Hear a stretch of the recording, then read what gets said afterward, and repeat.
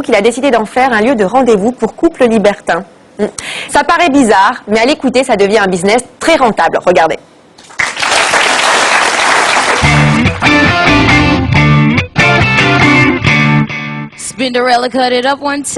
Nous sommes au nord de Toulouse, à Fenouillet.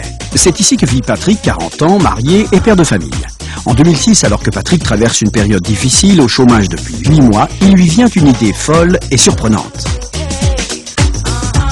J'étais en vacances avec ma femme et ça faisait à peu près 8 mois que j'étais en recherche d'emploi infructueuse.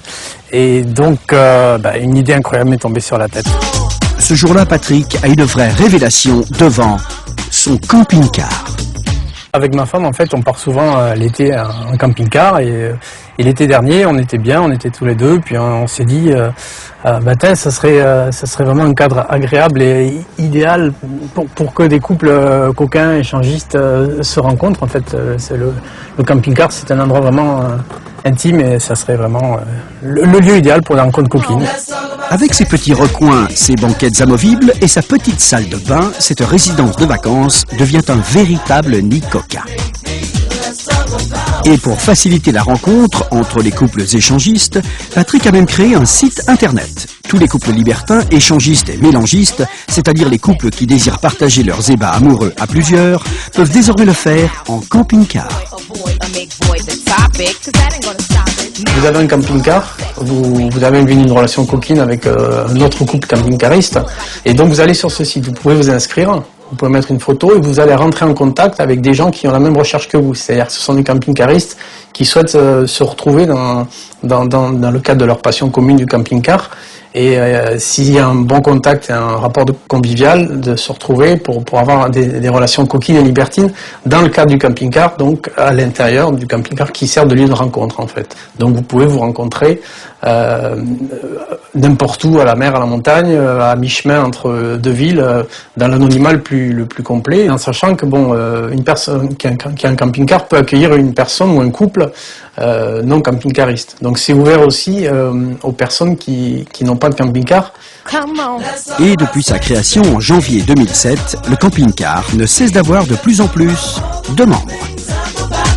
À l'heure actuelle, il y a 1400 inscrits. Ce site s'adresse bien entendu à une clientèle expérimentée qui partage une sexualité totalement libre. Parmi eux, 2 couples libertins de la région de Toulouse ont accepté de témoigner et de nous dire ce qu'ils pensaient de l'idée de Patrick.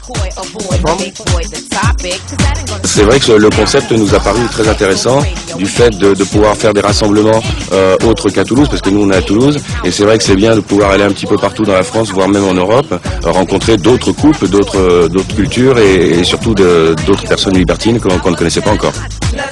Pour ces couples, pratiquer l'échangisme dans un camping-car a beaucoup d'avantages. L'avantage d'un camping-car, c'est que lorsque tu sors d'une discothèque ou autre, même si tu as un peu fait la fête, pour des raisons de sécurité, tu peux dormir sur place, tu peux te faire un câlin à nouveau, en intimité, on va dire. Ça permet d'avoir une intimité, de se retrouver, de se rapprocher plus facilement que d'être chez la personne directement, parce que c'est plus cosy, c'est plus sympa.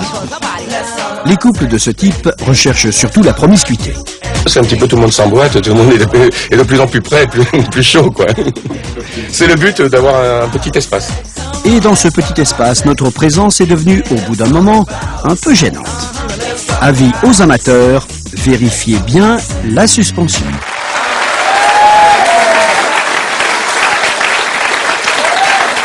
On s'amuse comme on peut, hein? Y a pas de mal à se faire du bien. C'est vrai aussi. Mais en même temps, ce qu'il faut, c'est surtout des bons amortisseurs, hein, quand même, hein, parce que c'est ce que tu dois flinguer en premier dans le camping-car.